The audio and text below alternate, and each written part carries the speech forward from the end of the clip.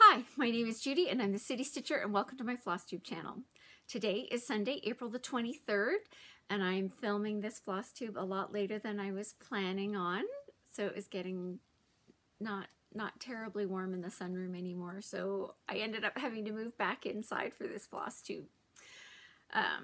Yeah, just got to the moment, I was like, I would need a heavier sweater and a warmer Afghan, and probably would need to run the heater for just about 45 minutes before I got, and I just went, no, let's just move things back into this room. It's been an okay day, partly sunny, partly cloudy. The temperatures next week are going to be perfectly pleasant for this time of year. We did have a little bit of snow over this past week where I live. And, you know, I was like, oh, okay, the snow comes, but it doesn't come to stay, right? But I actually, it was like, okay, fine. I looked out and went snow. And then the next day when I looked out and in parts of the yard, I'm like, ooh, it's still there. Anyway, I'm expecting at this point that the snow in my yard will be all gone by the end of the month based on where we're at right now. Doesn't mean that we won't get snow in May, and we certainly have had huge dumps of snow in May before. There was a snow warning for several places in the southern part of the province here in Alberta. A heavy snowfall warning, so, you know, up to 8 or 9 inches of heavy snow. Yeah. That wasn't here, that wasn't us, and I was totally fine with that, but it is not uncommon for snow to be a thing. Yeah, so that's my temperature report for here in Alberta. If you are a new viewer, thank you for stopping by and spending some time with me, and as always, many, many thanks to those of you who come back regularly and check in on my stitching journey, as well as some crocheting because of Cheryl. Yeah. So yeah, thanks to those of you who come back and those of you who comment. We've got lots to talk about. You, of course, will know how long this video is by the time you view it, because I will have recorded it. Right now, I don't know how long it's going to be, but I'm already worried that this is going to turn into a movie-length video. Anywho, I've got props everywhere to get through today's stuff, and I just had them. There we go. It's like, yes. It's like I had things from the comments to talk about this week, and I was like, where is the piece of paper? Okay. Okay. Thank you to those of you on the lovely comments about the March Quaker. Yeah, it's fine. It's fine. It's fine. I think it could have been a little bit nicer if I'd changed my greens and wait till you hear this week's stitching journey. There's lots to talk about there. But yes, March is fine, so thank you for the lovely comments on that. Okay. Rowie left a comment.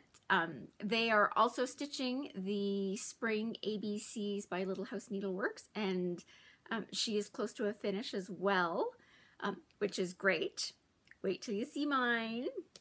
She's planning on working on summer next, which is awesome.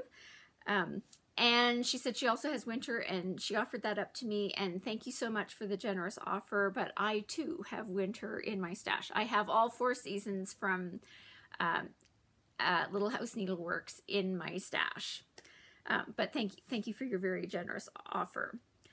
Okay, Rachel Q, yes, check back on May the 6th. No, is that correct? No, May the 7th.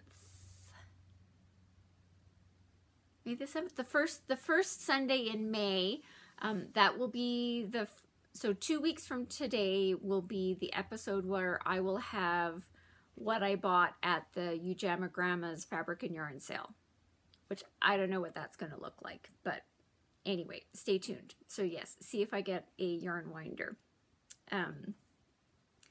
And then I think it's Lala who left the comment about she was inspired to get an ABC chart And the one that she has gotten is ABC Tapestry by Rosewood Manor. And quite frankly, she was influenced by Carolyn Zook from C. Zook Stitch, also on Flosstube, and she's great. I follow her. I watch her too. Yeah, and I will say, I looked at it and I have considered getting it, and I have looked at my stash of charts that I have yet to stitch on and went, okay, ABC Tapestry, well, it's lovely and it looks really interesting, and I like, it's probably got a bajillion motifs in each of them. I'm trying to stay strong. Ugh, I just realized, okay, I forgot something for stash acquisitions. It's not dramatic. You'll see it next week. But I just had that I'm going out of all of this. I'm like, you forgot one thing. It'll be fine. But yeah, I looked at that one too. I'm trying to stay strong and not get it. Okay. Jay, thank you for your comments. I know you've commented on a couple of videos and I have not gone back and looked at all of the comments, but thank you for commenting. I will say I was starting to get a little bit concerned about how you were doing because I hadn't heard from you in a while. So thank you for commenting. It's nice to know that you're okay. Hey, thanks for telling me you're in Melbourne. I've been to Melbourne. I've been to Melbourne a couple of times. So if I'm ever headed your way, I'll let you know. I'm distressed to hear that Markup RXP has not worked for you. So several of you also left comments about your big Markup RXP users and, you know, all the things and sort of those of us who are sort of migrating from paper pattern people to paper patterns. I don't know. I'm not sure I know how to use a paper pattern anymore. I need an electronic one. So Jay, I'm very concerned that Markup RXP did not work for you. So if you can send me an email with, because you'd said you tried getting 3 charts into Markup RXP and it didn't work at all. So if you can send me what the names of the charts, my email is citystitcher52@gmail.com. Send me a note. We need to get this sorted out for you.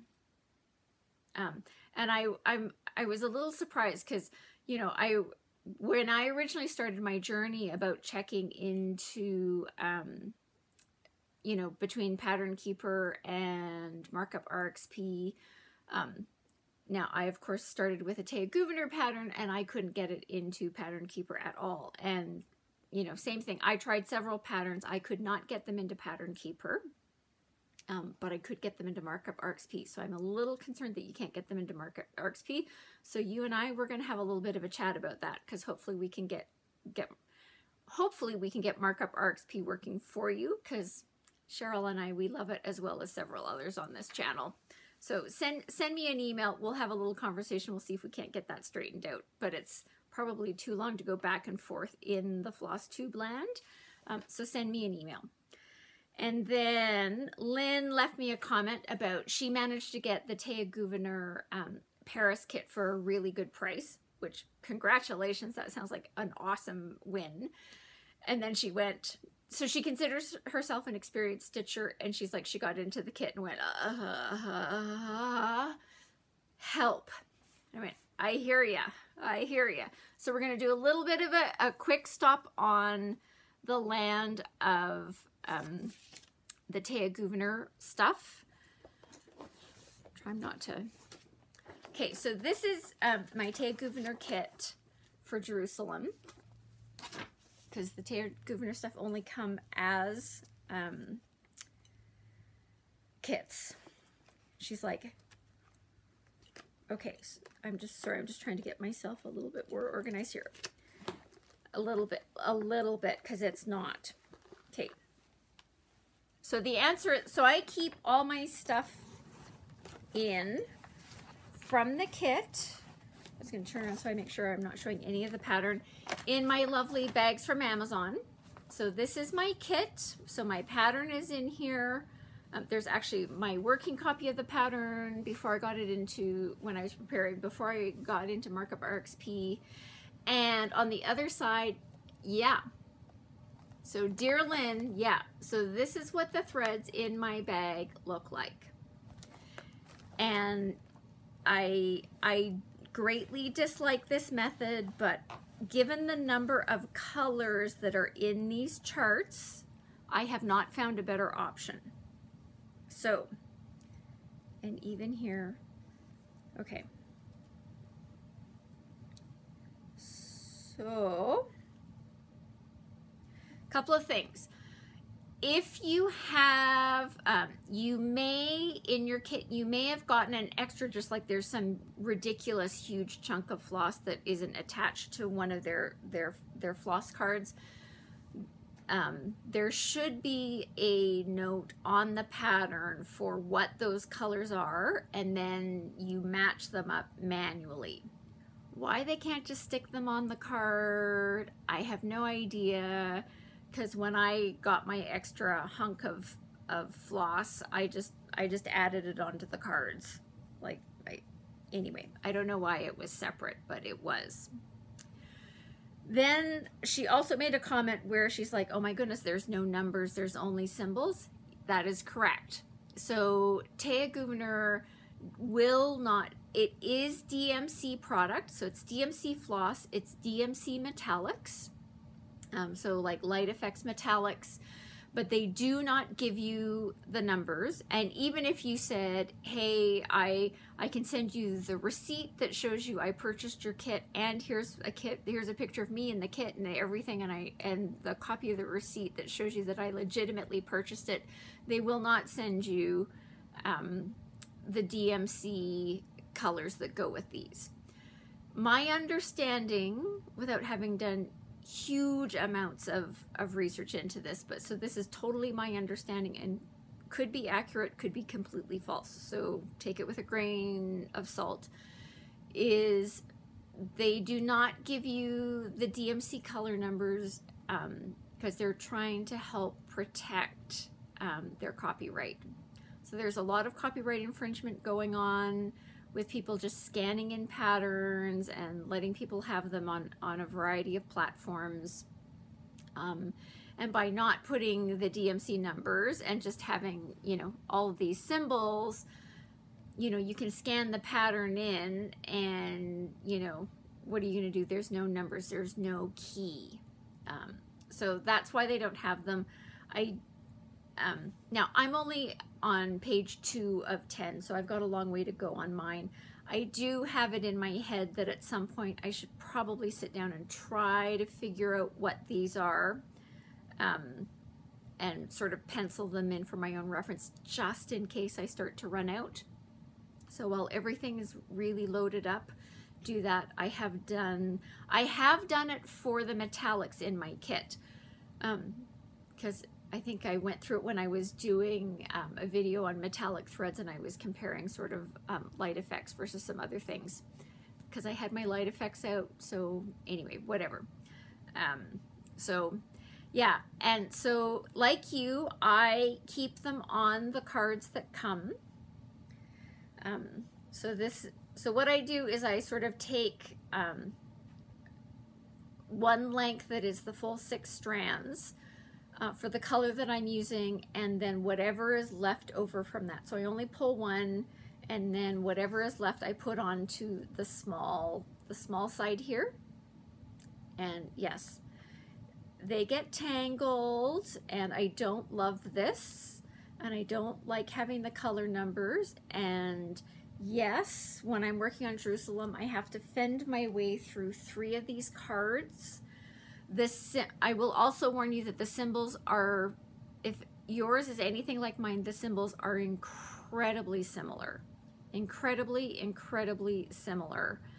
And you need to be very, very careful when you're putting your symbols out there.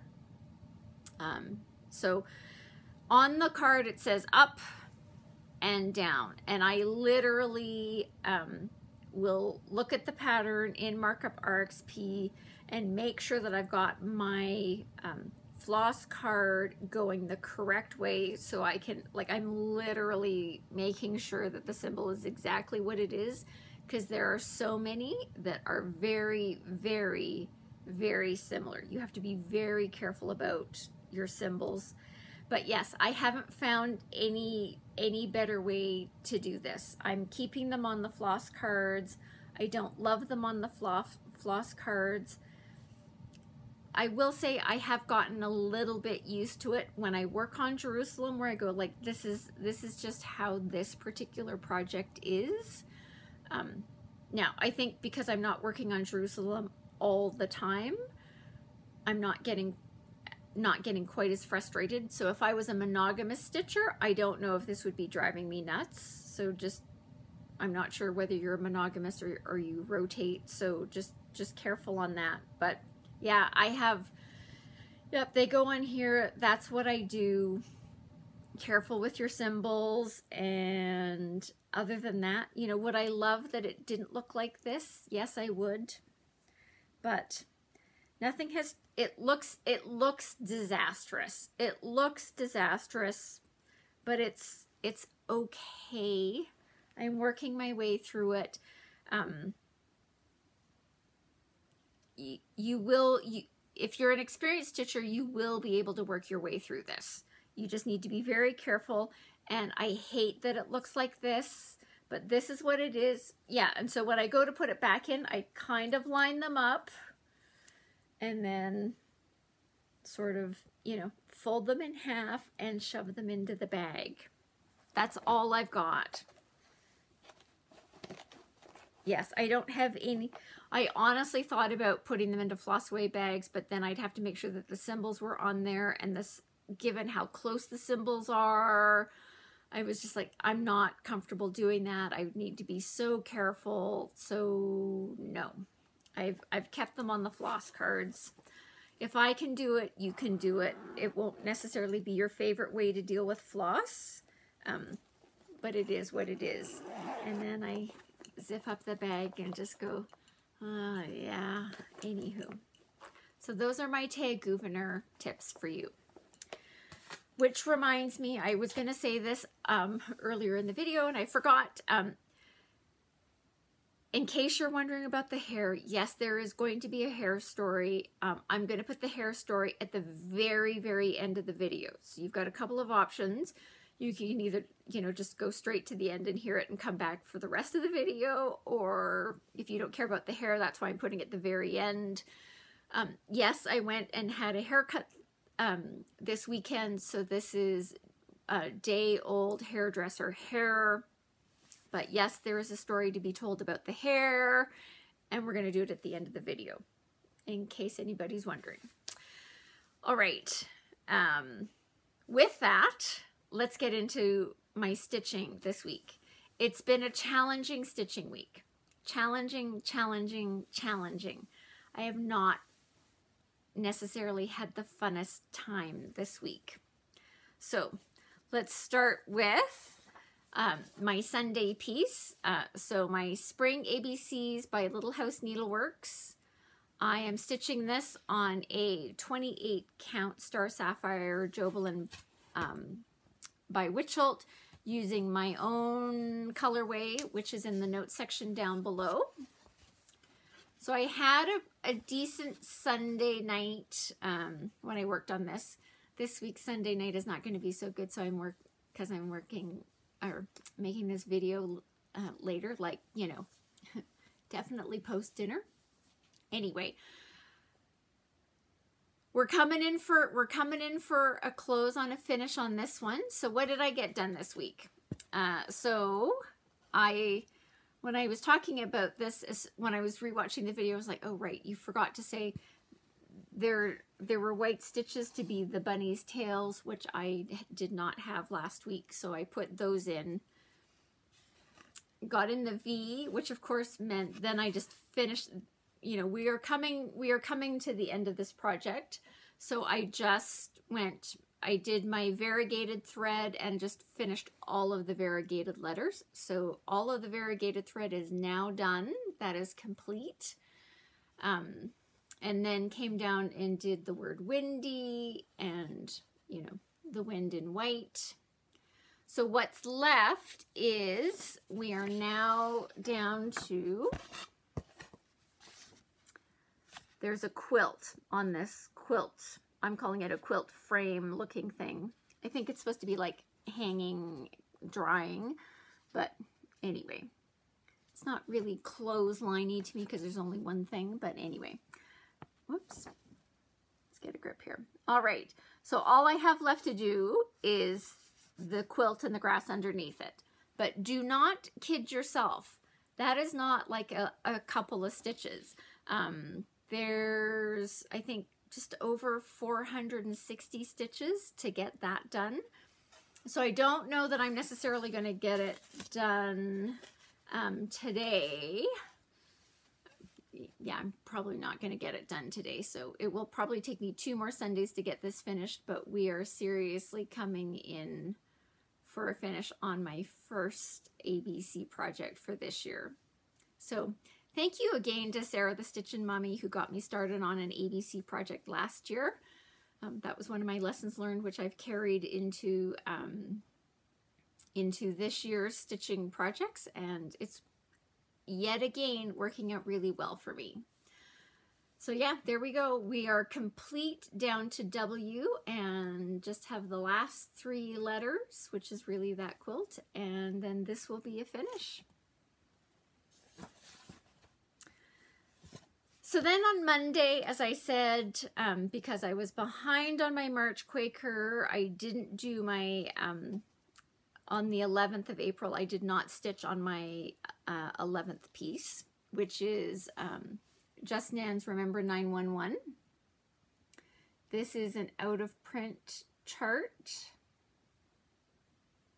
Last time I looked on the Just Nan website.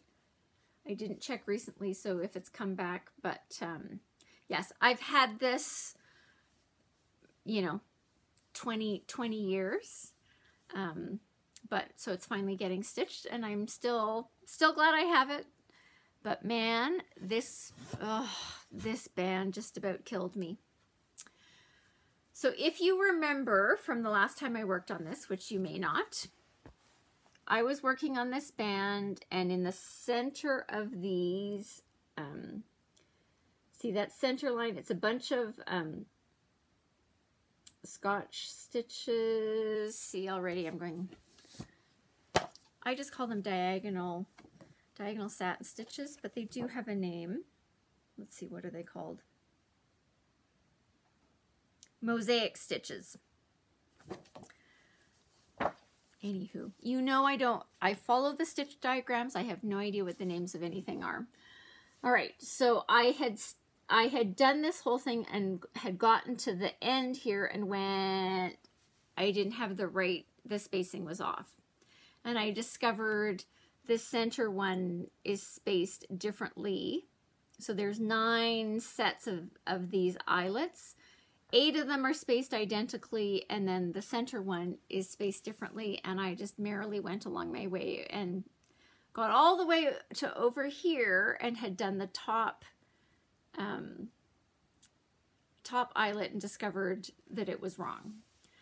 So task number 1 on Monday was to unstitch all the way back to the middle, just of that middle row.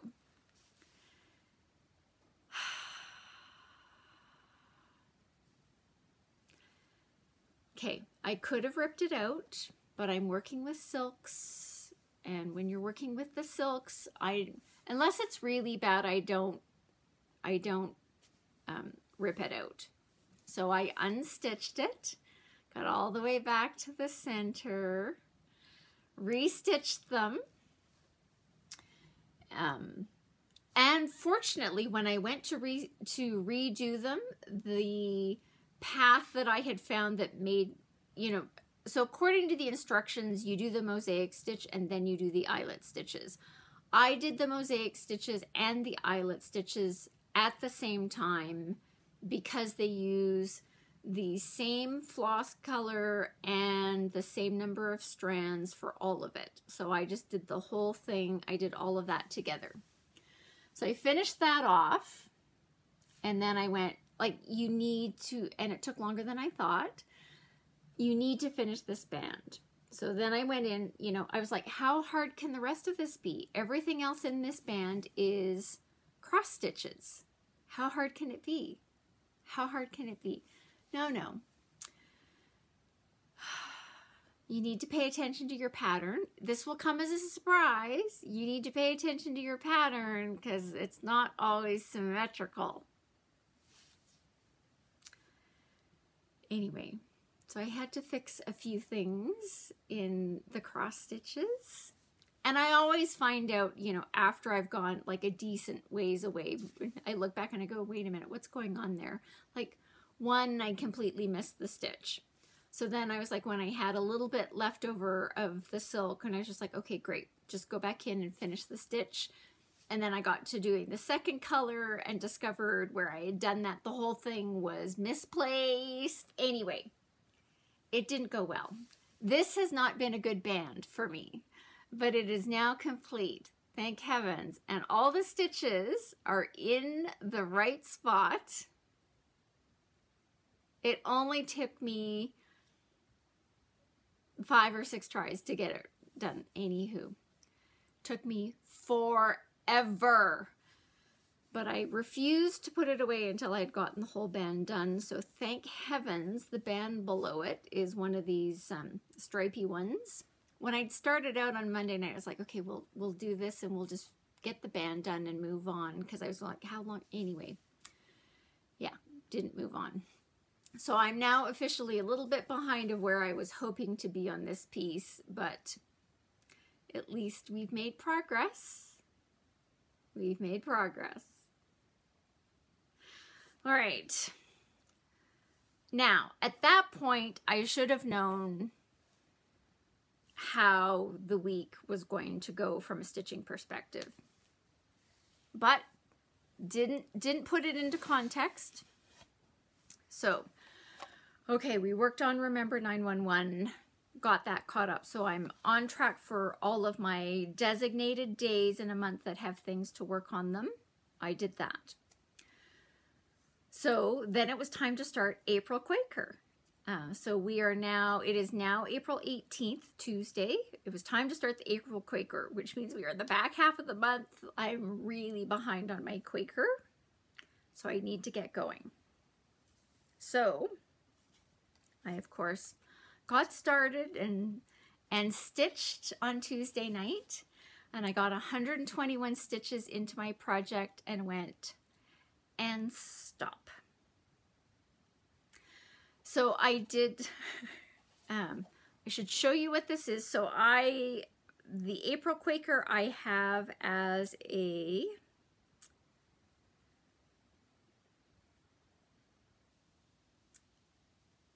digital pattern. So this is what it should, this is what it should look like.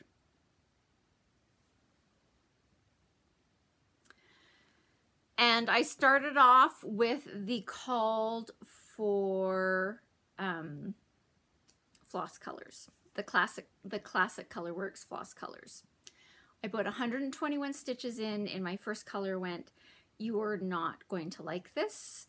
You are going to remember your lesson from March, which is if you're questioning, go with your questioning saying something's not right for you and adjust. Sorry, I just need to, I'm not used to this. Anyway, okay. So I adjusted. And so I unstitched all of, at that point, so I stopped for that night and sort of went, you need to regroup, etc., etc. Figured out, okay, so my next step was I was just going to use the DMC. And I'm having that, and I'm going, because I don't have, the device that I have the pattern on is not here. So let me just,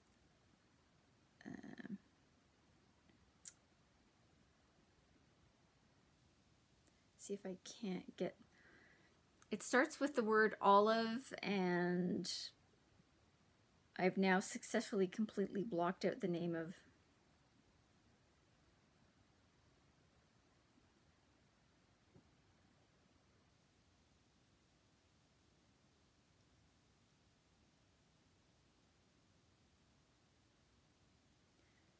Olive Branch. Classic Colorworks Olive Branch is the color that I started with.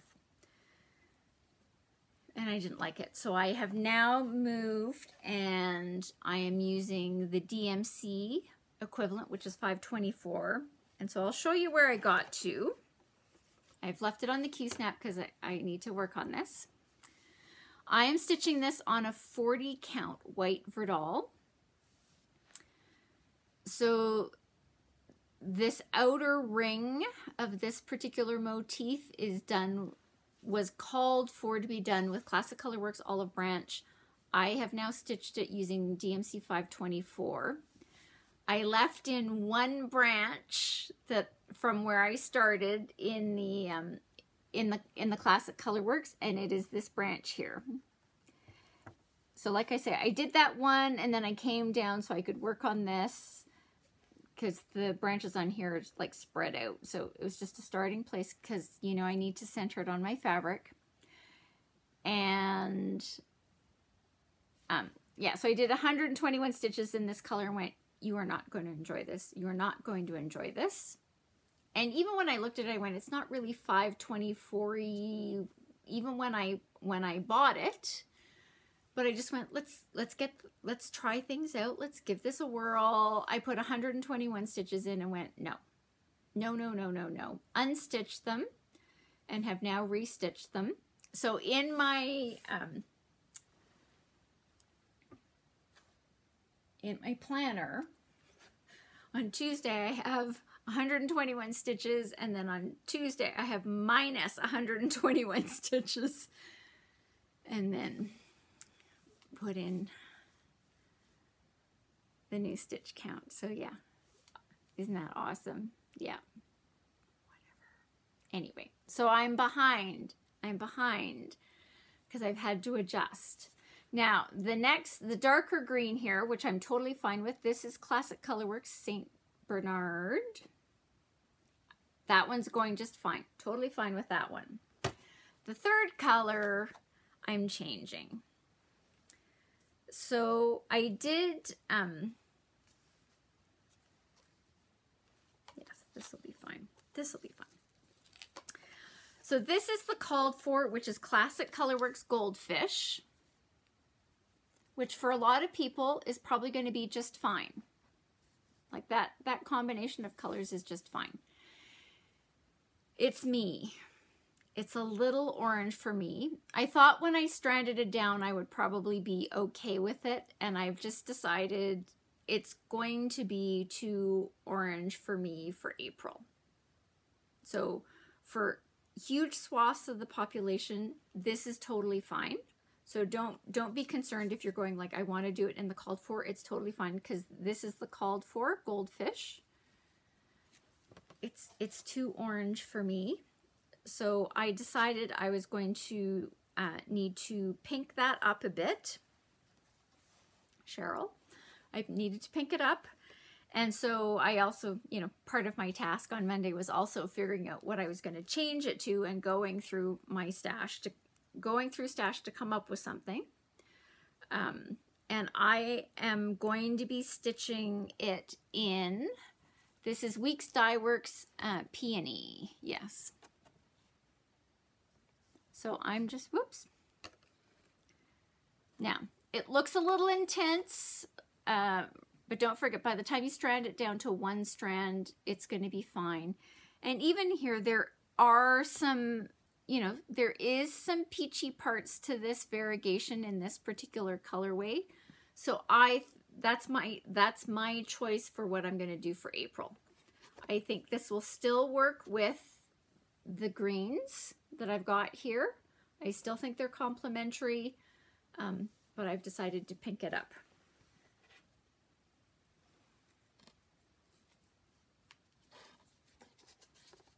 So there you go. There are the two colorways. This is the called for, and this is what I'm going to do. I mean, it's technically, it's okay. For most people, it's just fine. It's too orange. It's too orange for me. I thought I could do it. I can't. So I'm changing it. I'm going to stitch it in Peony. So check back next week because that's when I will have started using this color. Now, if you think that I've pulled the one and went, okay, and we're good, it's me. I'm still reserving the right to change my mind. in case I get in there and decide that Peony is too dark, I don't think it will be. I've also pulled Classic Colorworks Carry Berry. But for me, I think this is too variegated. It's too, it goes from too pale to too dark for me. So check back next week and see what I've actually done. And anything could happen on that one. All right. And that is all I stitched this week. I am behind on my April Quaker. I was hoping to have it really close to completion, and it's not. So I'm over 1,000 stitches into it. There's probably about 2,625 stitches in the April Quaker. So with over 1,000 stitches, I've still got more. It's probably closer to 1,100. I've still got 1,500 stitches left to go on that thing before I'm finished. And we are into the final, 7 days of April. I'm really cutting it close.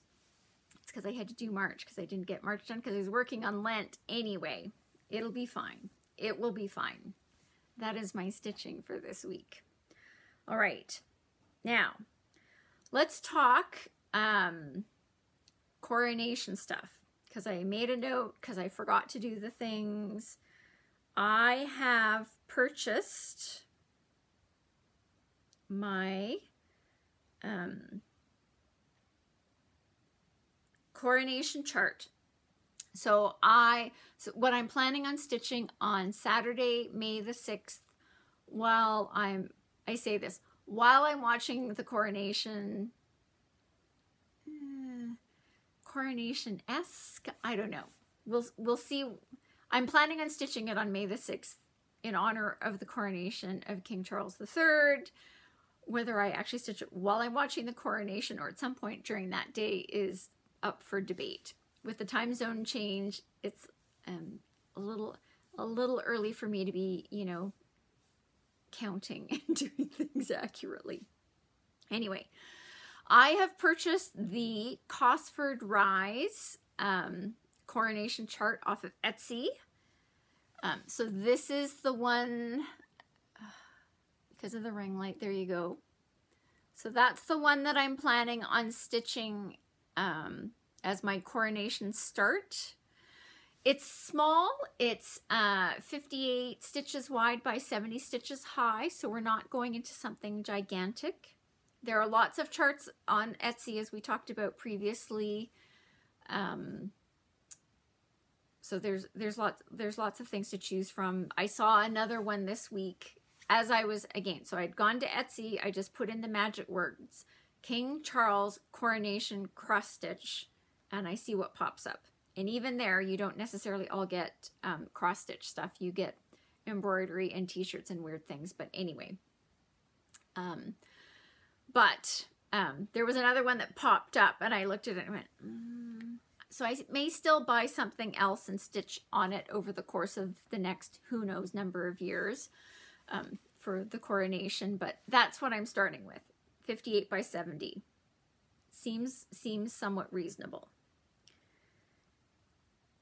And in my tour of things, the other thing that I laughed at, because remember how I said I felt that the coronation for King Charles tea tin to go with my tea tins was going to be red. Now, I have not purchased it because I've not seen it in real life, but I just laughed.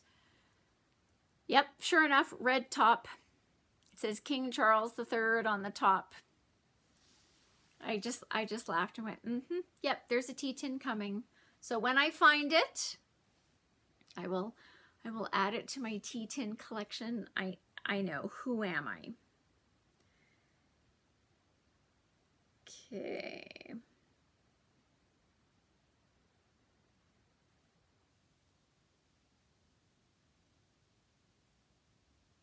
Okay. So that's what I'm planning on doing for the Coronation SAL. So now that I've made that decision, I need to start kitting that up this week and getting that into a project bag. So I'm actually ready to go for the Coronation in a couple of weeks from now. But that is my decision. I'm planning on posting on Instagram. I know I'm terrible about posting on Instagram. I'm planning on posting to Instagram my progress on the 6th under the hashtag Coronation SAL. So if you're stitching something, whether it's coronation related, if you want to just stitch on something so you're feeling like you're stitching with the rest of us, you can stitch on something that's royal related. So if you've got a Mirabilia Queen in your stash or something that makes you think of regal or royal or uses a royal color, feel free to join in and just post to the hashtag Coronation SAL. So that is my decision for that. Okay. Yeah, I'm looking at the stuff. Okay.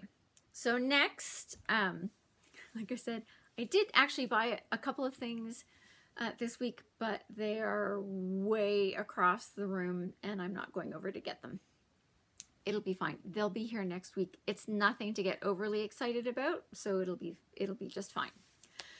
But from a Stitchy Kindness perspective, this was a banner week. A friend of mine, we have birthdays that are approximately equidistant opposite of Christmas. So mine is before Christmas, hers is after Christmas. We exchange birthday and Christmas gifts. You know, neither one of us gets fussed about things. You know, Christmas time, it's busy at the beginning of the year. Her world is busy. So neither one of us is particularly worried about when we actually get together to exchange gifts.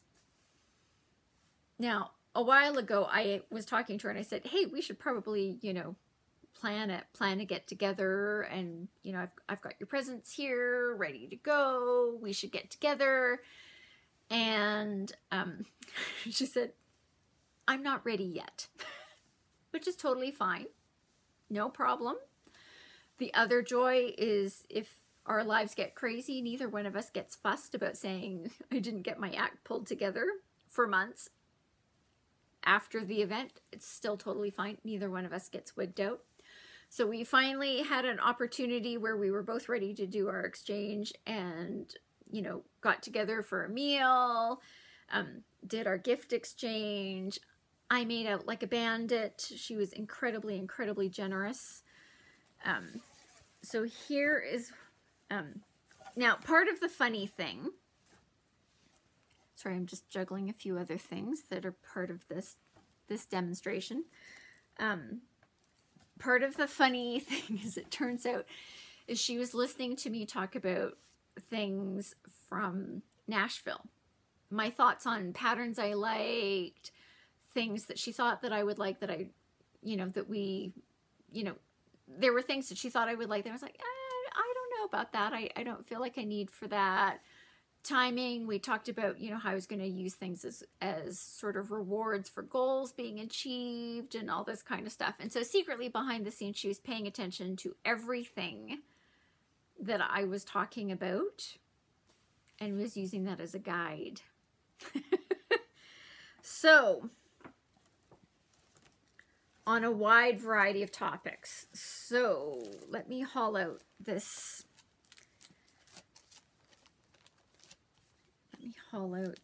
This huge amount of stash. I need to order it. I don't need to order it. I just need to arrange it.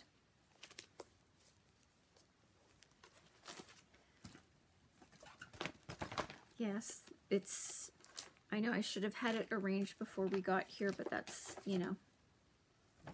Okay. Oh yeah. It's like, okay, here we go. Now, I will tell the funny stories as we go along. So I'm going to start off with,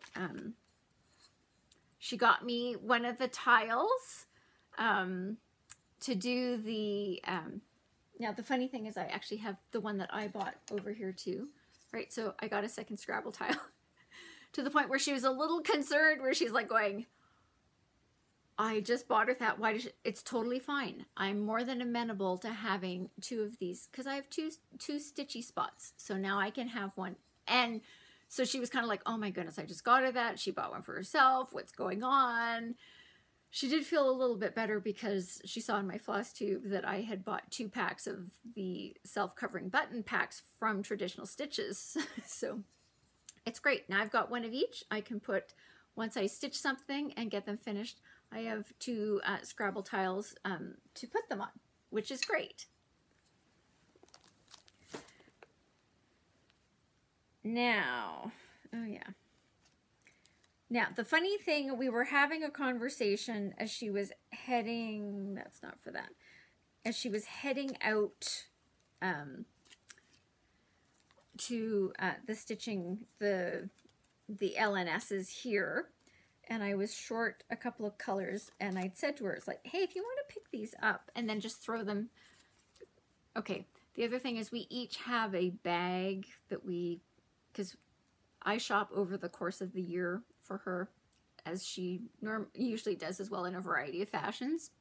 And so I said, if you want to start on my present, I'm missing a few colors, so if you just want to pick them up, and she did. So these are great. So Gassed Old Brick, Weeks Dye Works Yukon Gold. This is Classic Colorworks Country Lane and Classic Colorworks Antique Lace. These are to finish kitting up something that I had started kitting up last year. Didn't quite get all of them. So I got those. Now, it also turns out that she did some shopping ordering online, because I now have in my hot little hands some Leo and Roxy floss. So she gave me 2 skeins. This is Fallow Red. That's about the right color. And then she gave me 2 skeins of Planetarium, because she knows I'm a big navy fan. It's lovely. It's a great color. And she also got me a skein of Nebula, which is also a navy blue. It's just, this one's got a little more dark to it compared to Planetarium. So those are the difference. These 2 are Planetarium. This one is Nebula. And then if you just want a really big close-up of Fallow Red, that's Fallow Red.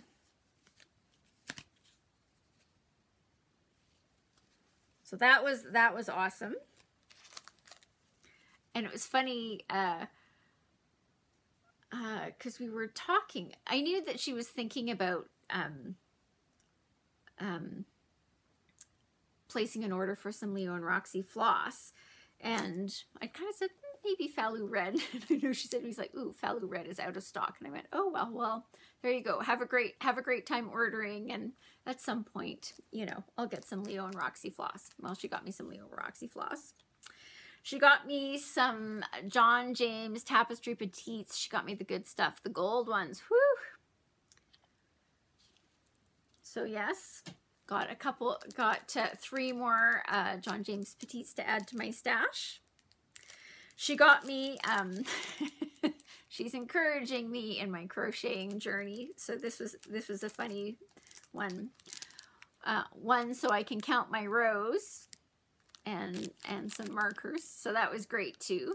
So it was just like, she's encouraging the other craft. All right, and here are the patterns. So from Stacy Nash, this is Pretty in Pink Pinkeep. I didn't take them out of their bags. This is 133 wide by 109 high. Got some interesting stitching that's going on here to make it look like a spool. So there's that. This is Wonderful Life Pinkeep Drum. So that's what the front of it says, and then the back says It's a Wonderful Life. And don't kid yourself, this also means that I said to myself, oh right, when you go to the fabric and yarn sale, you need to make sure you're looking for fabrics because you have, you know, drum patterns. And you'll need to do tops and bottoms for that. Tiny Moderness. This is A Stitcher's Garden.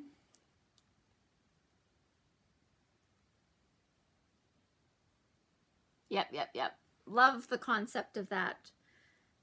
What did they... the fabric is Water Lily. I don't know that I would choose this fabric for this particular design, but stay tuned and see what I do with it at some point. These are not sitting in my 5-year plan yet. Works by ABC Symmetrical Squares. Now, I'm pretty sure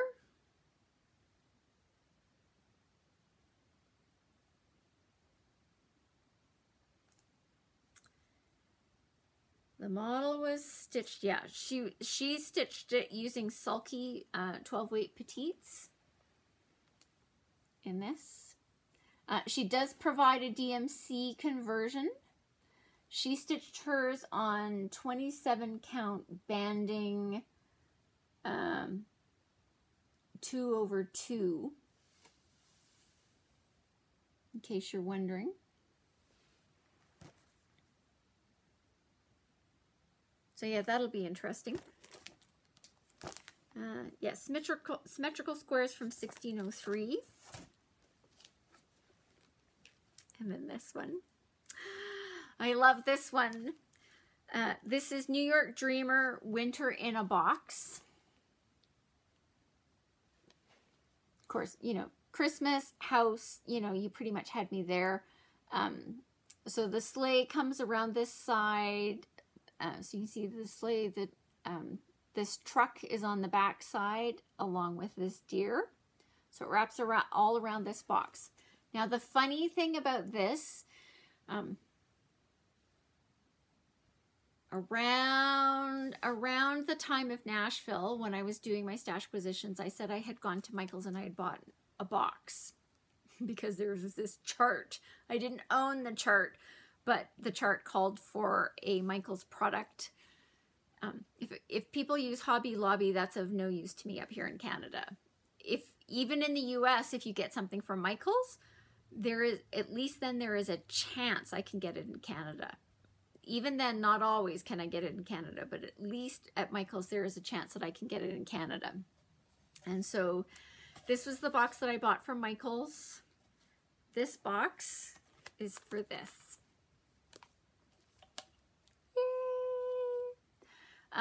And it's stitched on 32 count, which is even better because that's, you know, my preferred count, to get it to wrap around this, to get it to wrap around the box. Now they've clearly taken the lid off, and they do provide finishing instructions. The finishing instructions all assume that you've just straight up unscrewed the hinges and taken off the lid. Now the other interesting thing is it looks like she's done some kind of insert so that she can put tools in there. Because of course, not surprisingly, this came empty. But so I'm also going to the fabric and yarn sale, looking for interior fabric to put on the inside of this box, because I'll need that. I'll need that too. Okay. Then the last thing that came from Nashville, and so I'm going to warn you, it's already in a project bag. Now, the funny thing is she got the chart, and she said to me while we were eating, where she said, you know, she'd ordered the chart for me because I said that I really liked it and it was on my for sure. At some point I was going to be getting this chart. So she ordered it for me. She was like going, eh. Since she had it in her hot little hands for a while, she's going, it's actually really starting to grow on me. So I thought it was really funny. So I think this is an unsung chart from Nashville Needlework Market, and I'm disappointed more people didn't talk about it, but I think it's great. It's from Rosewood Manor, the Lacy Cottage Sampler.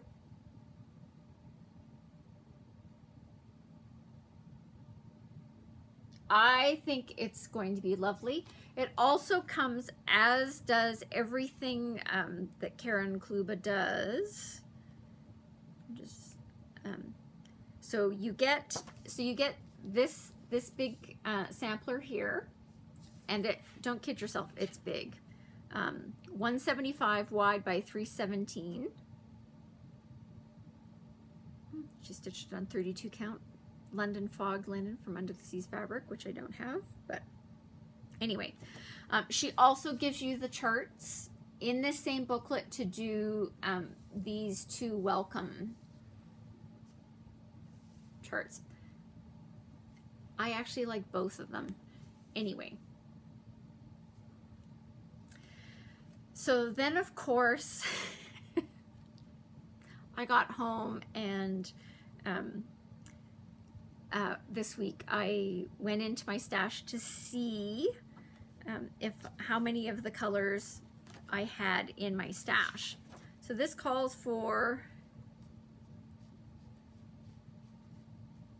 12 colors of Weeks Dye Works, a lot of skeins.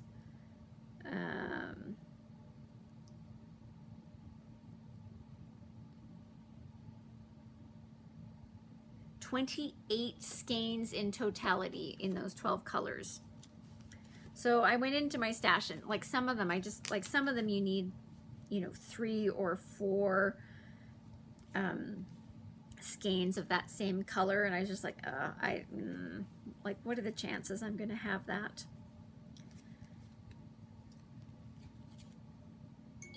So let me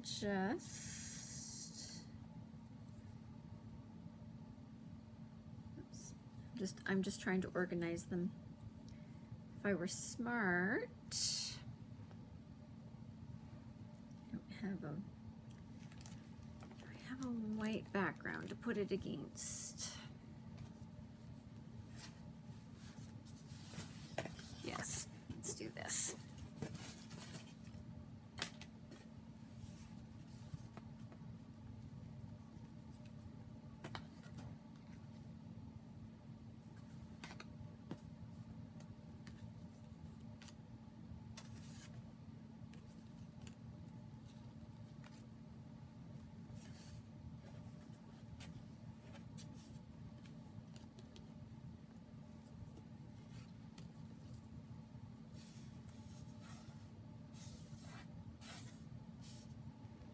Okay, so of the 12 colors, I actually had 9 of them in my stash. So I'm only short 3 colors.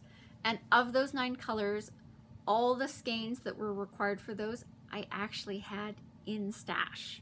It was great. So I'm missing 3 colors for a total of 8 skeins. So I've got 20 out of 28 skeins. But this is the color palette. Doesn't this look like a Judy color palette? This is a Judy color palette. So the missing colors are, I am missing Bayberry, so another green. I am missing, I was gonna say Dolphin, that's not true because I see Dolphin right there. Pewter, I think, is the one that I'm missing. Pewter and Tin Roof. are the four.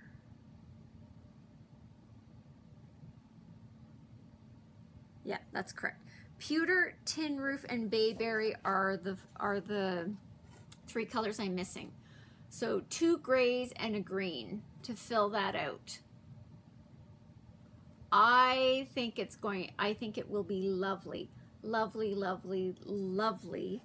And this is the one. Clearly I have pulled all 20 of those skeins out of stash into the project bag. I've got floss away bags going already for these. So multiple colors of each of these, but I just kept one out to show you. I think it's lovely. So now I have to work that into my plan at some point. But the project bag is started.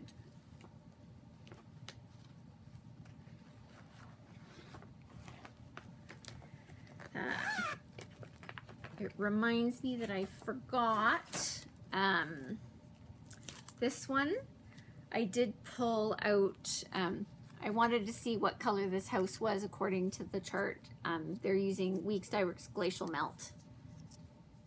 So the actual, again, photography.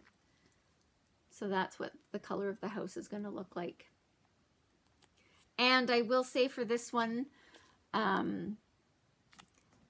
see the garland going around the lampposts. I think the colors on there, I think I'm going to do those as beads. Maybe. Check back later.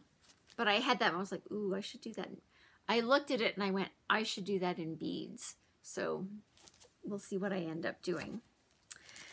Then it was also great. So I got a piece of fabric. So this is from Dyeing for Cross Stitch, a dyer that I have shopped from before. This is 32 count Lugana in light lilac. Trying to go, yeah, there you go. Just a very pale purple.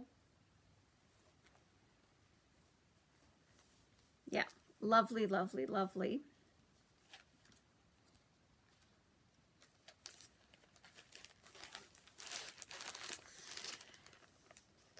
And then last but by no means least, like I say, very, very, very generous gifts.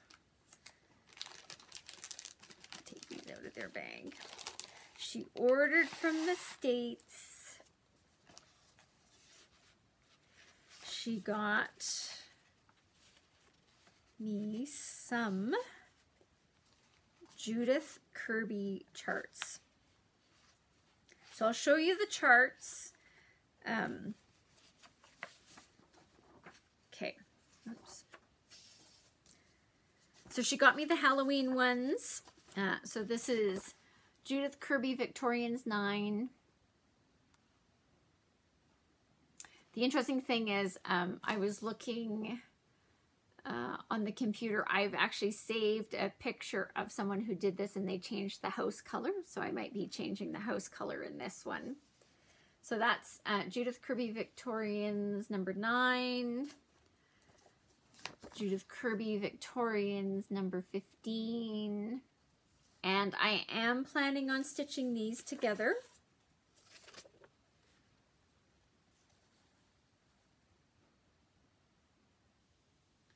Yeah, that's correct. So that they will end up looking like that. Ugh. Now, you can only get these from Stitch in Time in Saginaw, Michigan.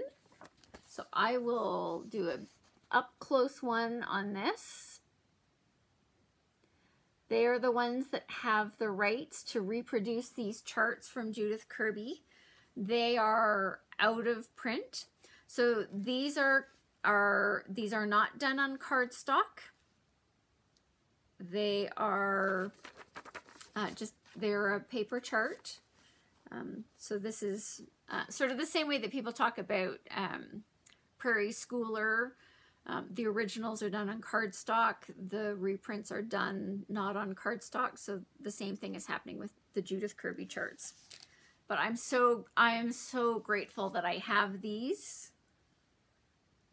It's awesome. Awesome, awesome, awesome. So these need to get put into the 5-year plan. And then she also got me the Christmas one. So this is house number 13. Lovely, lovely, lovely. Now, just for interest's sake, they also included,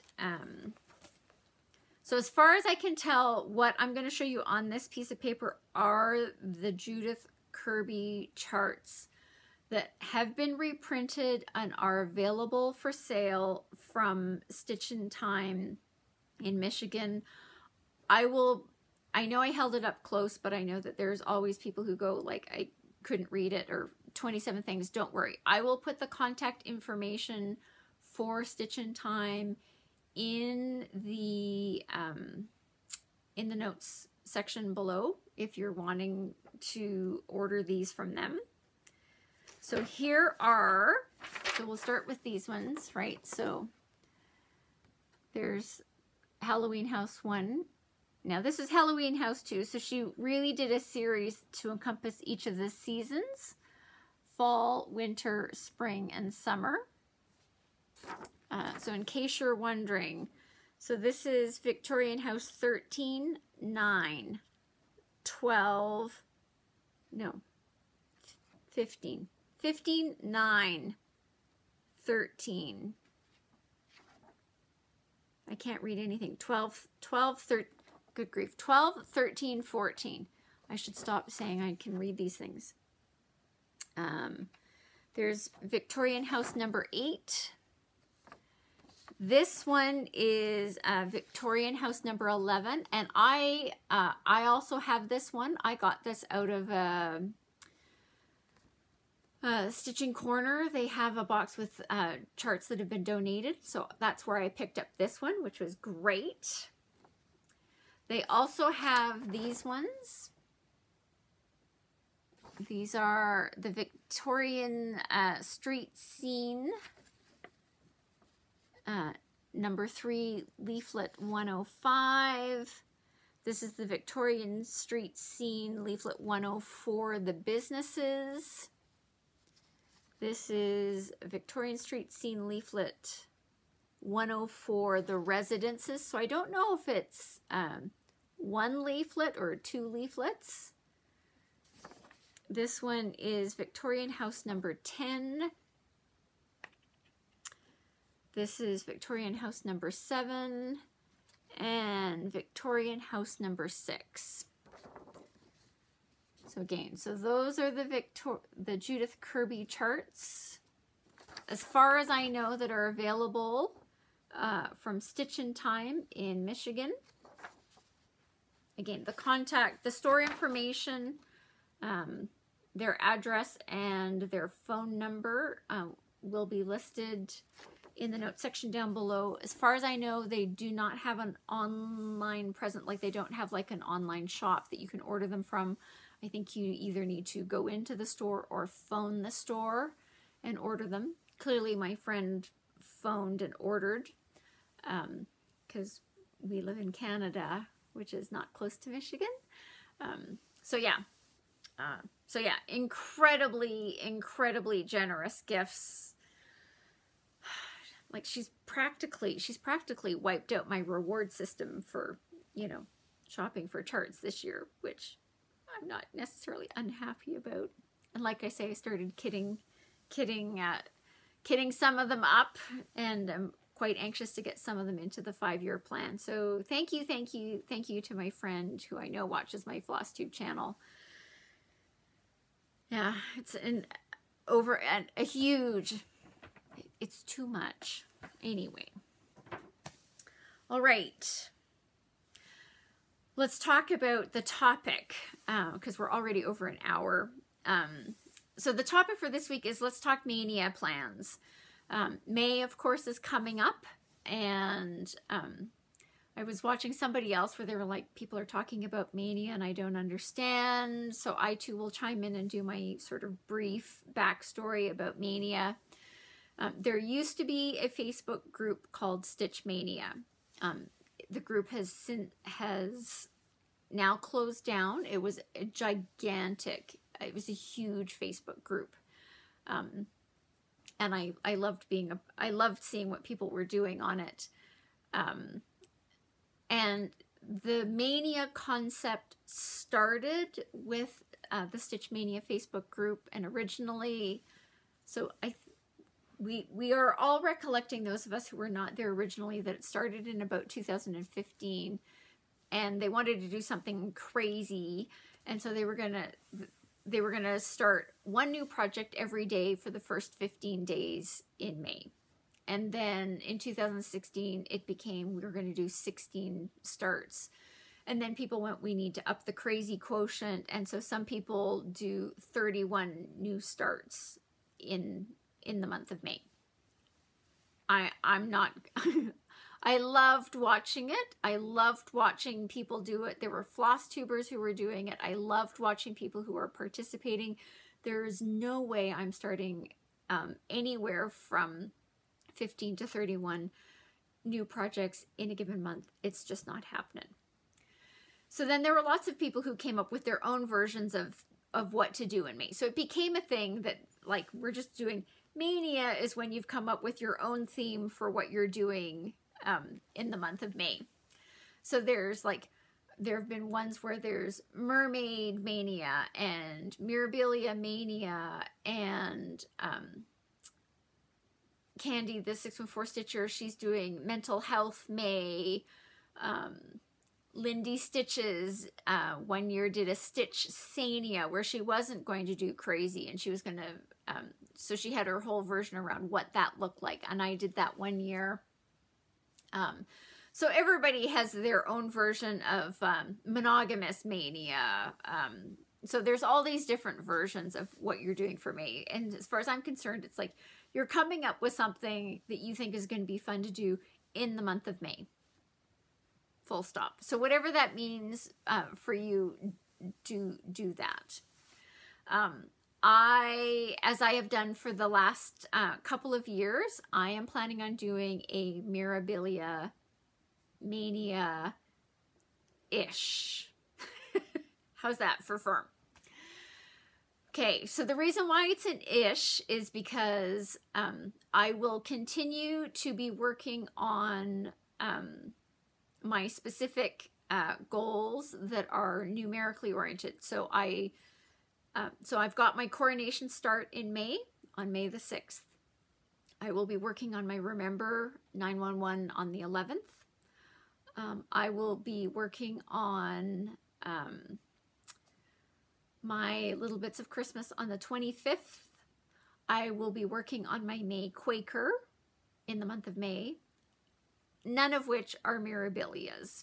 But besides that, I am planning on focusing all of my time in the month of May on and I'm also going Mirabilia chart in the month of May. And I'm using the quote Mirabilia because I'm also including Nora Corbett charts. Mirabilia and Nora Corbett are from the same designer. A Mirabilia just means it's a big chart, and a Nora Corbett means it's a smaller chart. Now, I have 2 existing whips that fit into this category already. So at this point, whether or not I get a new start in May is going to be dependent on what happens with my existing whips. So we're going to just do a little bit of a recap on what the whips are. So whip number 1 is a Mirabilia, so it's a big one. This is April's Blue Diamond. I think it's still available. I forgot to go check on the Facebook group. And this is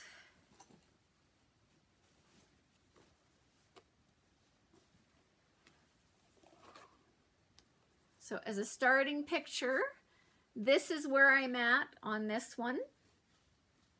So there's a long way left. There's a long way left to go on this one. Let's bring that picture back out.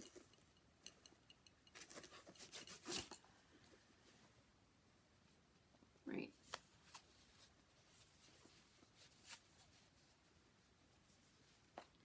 So I've got a little bit left to finish down here in these flowers on the bottom.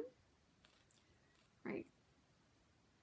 And then I need to do the top half of her plus all of the beads.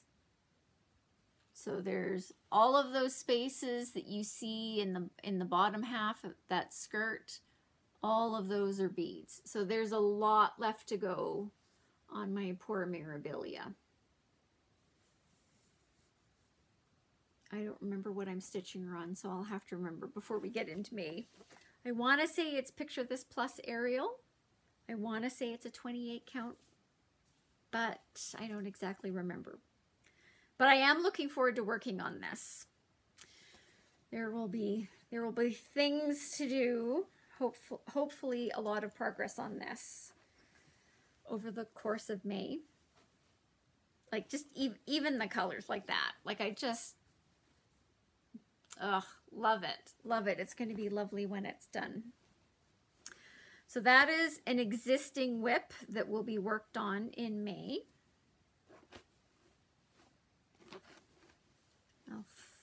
I'll fold this back up properly at the end because I can't seem to get it back the way it started.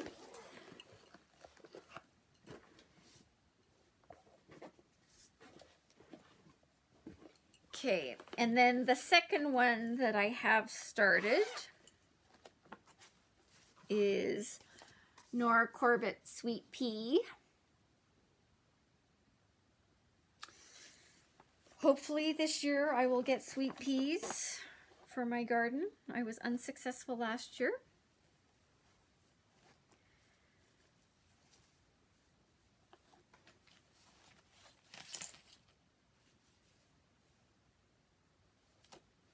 So this is where I'm at on this one.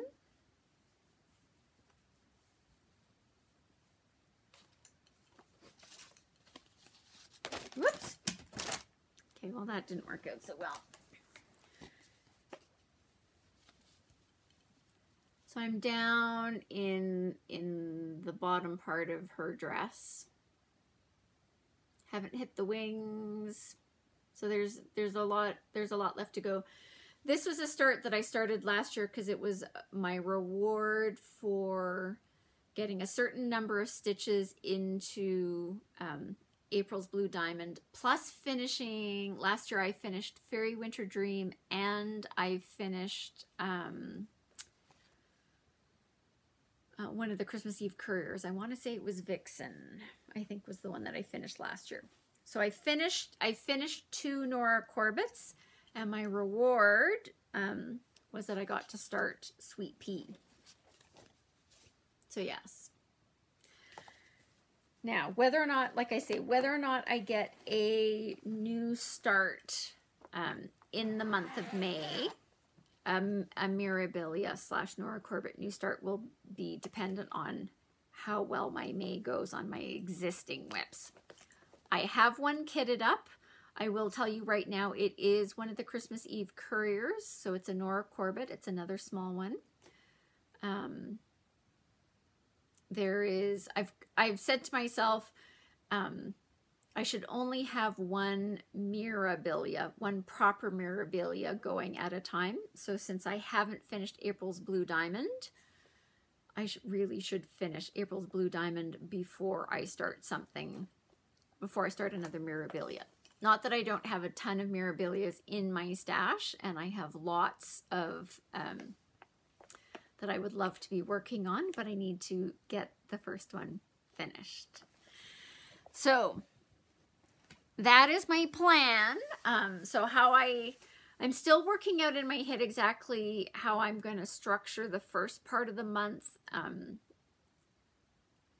just because that's when I'm also working on my May Quaker, but I don't want I'm willing to spend more, have the May Quaker go further into the month to make sure that I'm working on my Mirabilia at the beginning of the month as well.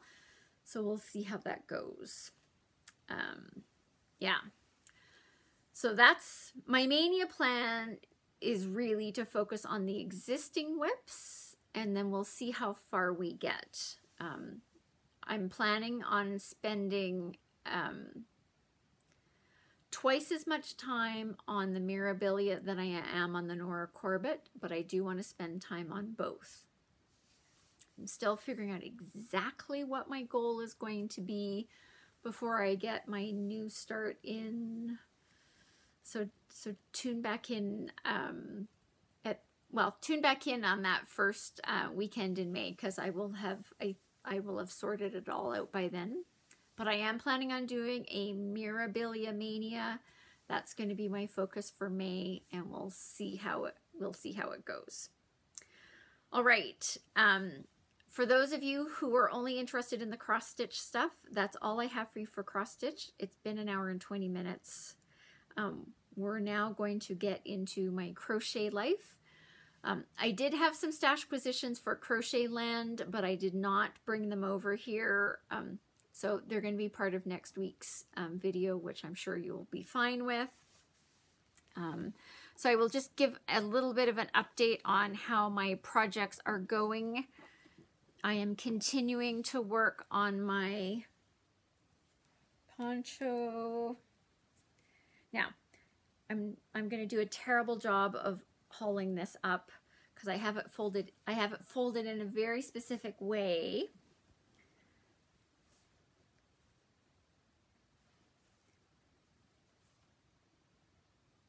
Sorry, there's just this one spot every time. Yep, I did something funky there. Anyway, it'll be fine. We're not ripping back. Anyway, so since I last saw you,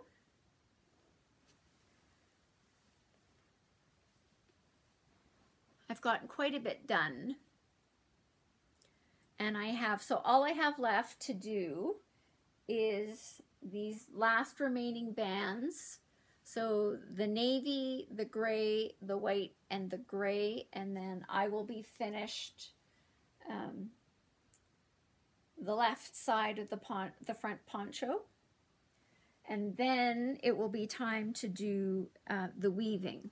Now, it was funny because I was talking to a friend of mine who was kind of like, really, given how many color changes there are, maybe you should start weaving in your ends now. And I'm like, oh, no, not that weaving.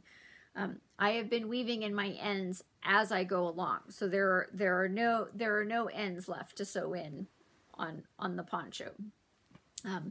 The weaving is vertical weaving that I then do to turn it into an actual plaid, not stripes, but plaid. So yes, I have that next step to go. So there's where I'm at on the poncho.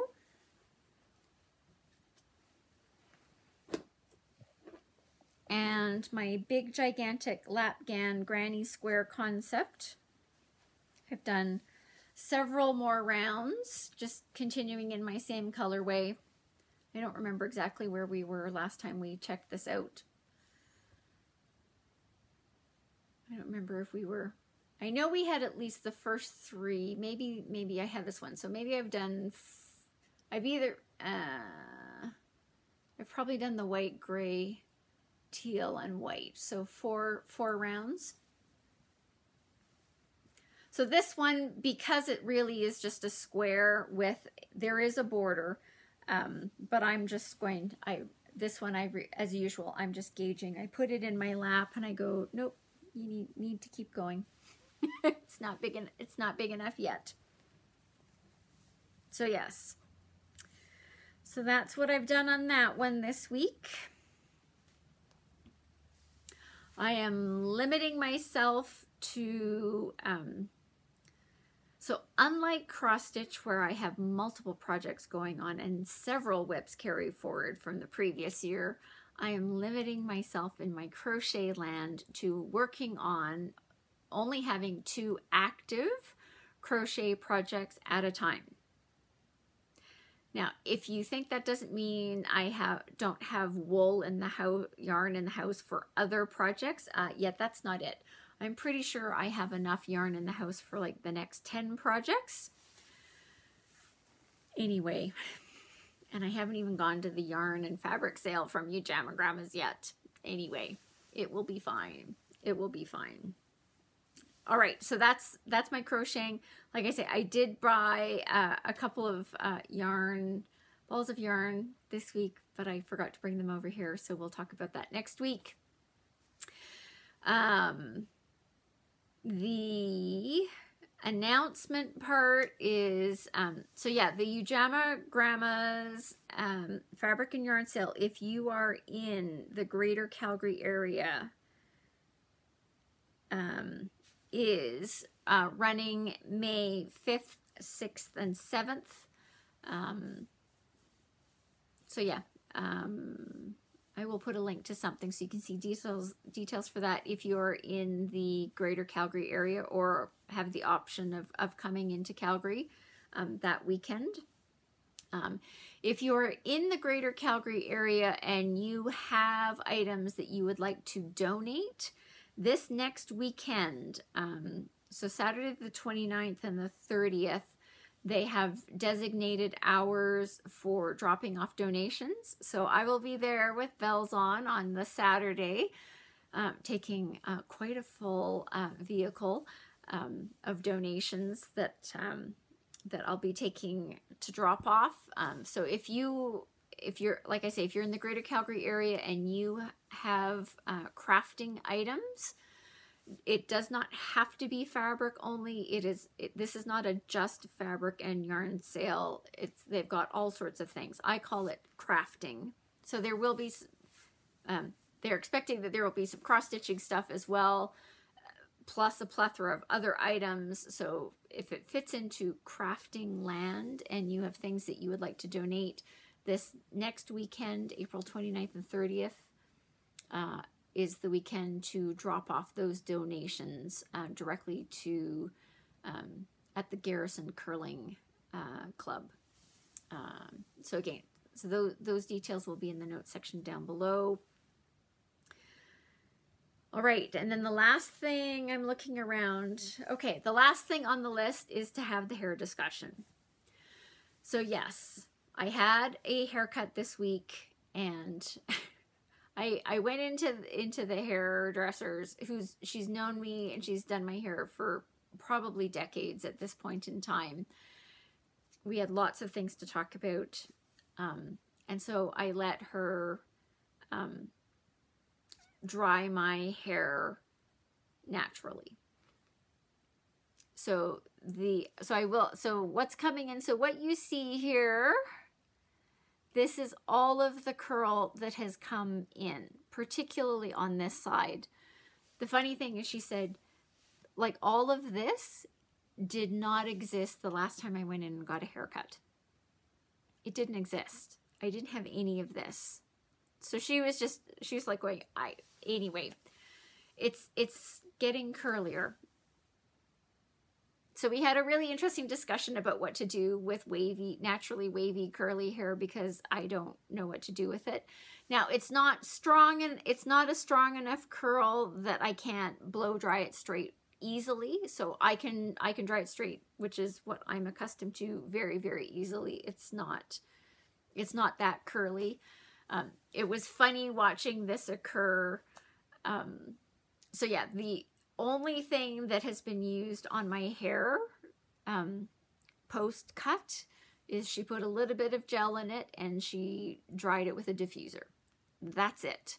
That's all we did. Now, again, I don't know that I can replicate this, which is why I'm grateful I record on Sundays, because yes, it's day-old hairdresser hair, but it's still hairdresser hair. So I don't know what this is going to look like next week. It was funny because they're at the salon that I go to, I call them the wash girls. There's 2 of them. There's a newer one and one that's been there for a couple of years. And it was really watching them. They could hardly stay away from watching how this was turning out, particularly for the one that's been there longer, because she knows this. I mean, she's washed my hair. She's done all these things with my hair. This is not what my hair has looked like for the majority of the time that she's known me. So still growing out the bags. We needed a little bit longer so we can get it tucked behind. But yeah, this is... So we did that, and then I phoned my mother and said, oh, good, you're home. Are you home in the next little bit? So then I stopped by my parents' place. Only my mom was home. My dad was out climbing mountains. He really is a mountain climber, and anyway, he enjoys it, and that's great. So only my mom was home. And so, you know, came in, and she didn't say anything. And I said, so I got a haircut today. And she said, well, I noticed it was very different. I didn't want to say anything because this is a very different look for you. And I said, yeah, this is my hair. So I told her the whole story and said, she has done nothing to my hair. This is my hair that all she did was put in gel and dried it with a diffuser. This is what my hair looks like now. So she had a really good chuckle. She actually took a, well, the funny thing, so she tried to take a picture of me using her phone and she couldn't do it. Anyway, she eventually handed over the phone. I took a selfie so she could have a picture of this hair so she could show my dad. She's like, I'm a little bit worried that your dad won't recognize you if you style it like this again. I'm pretty sure dad would still recognize me, but it was pretty funny because this is not the hair that I've had for, anyway, it's getting curlier. And then she said very encouraging words, which were like, well, don't be surprised if it gets curlier in the back as you age.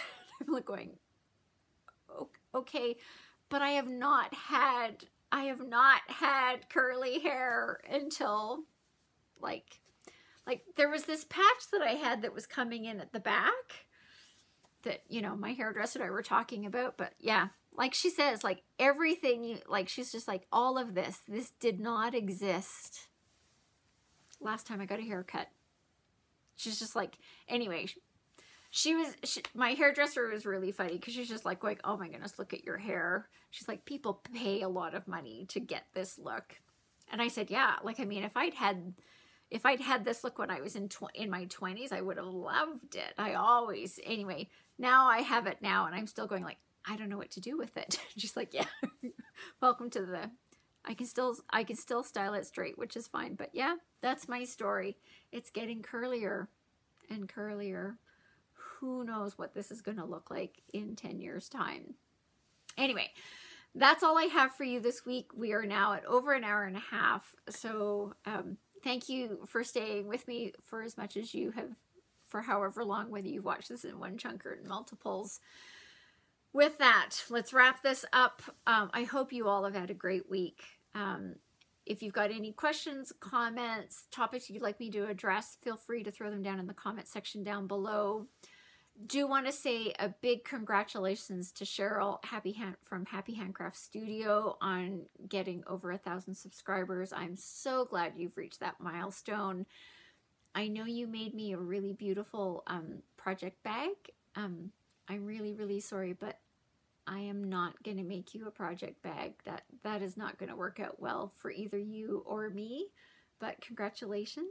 I was really thrilled to see that when you hit the 1,000 subscribers. Anyway, as always, thinking of the people of the Ukraine, I hope you are staying safe. Safety first, safety first, safety first. We are getting into the season of people out there doing yard work with machinery and tools and ladders and all sorts of things. So please don't forget safety first, safety first, safety first. So I hope you're staying safe. I hope you're staying healthy. I hope you're finding some time to do your stitching and that your stitching is bringing you joy, creativity, mental health, stress relief, all the things that you want it to be. And I look forward to seeing you next week. Take care, guys.